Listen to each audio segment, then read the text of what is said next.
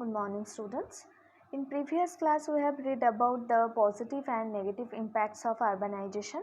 Today's topic, how to reduce the negative impact of urbanization. There are various ways and steps that the government can take to check and reduce the negative impacts of urbanization. Like the first point is sustainable and environment friendly cities. The government should plan and provide environment-friendly cities with smart growth techniques. It is unhealthy for the people to reside in unsafe and polluted areas. In this case, government should also encourage investment in green infrastructure, green management. What is green management?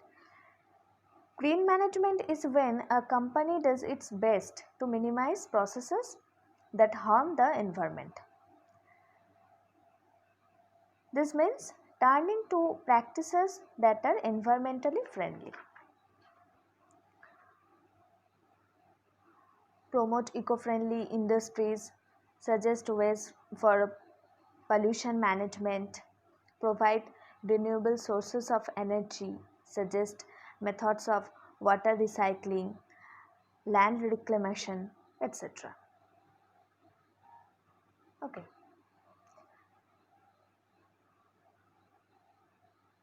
Come to the next point, provision of essential services. Essential services means education, health facilities, sanitation, clean water, electricity, food, etc. The government must ensure all populations within the urban areas have access to adequate essential services. Jobs and earning opportunities must be provided so that people can earn a living and lead a good quality life. Okay.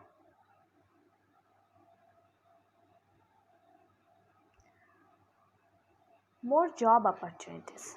It's a very important point. More employment opportunities should be created to reduce the negative impact of rapid urbanization. Private investments should be encouraged in order to utilize natural resources and create more job opportunities. In order to encourage job creation, subsidies and grants should be provided to foreign and private investment in environment-friendly development projects.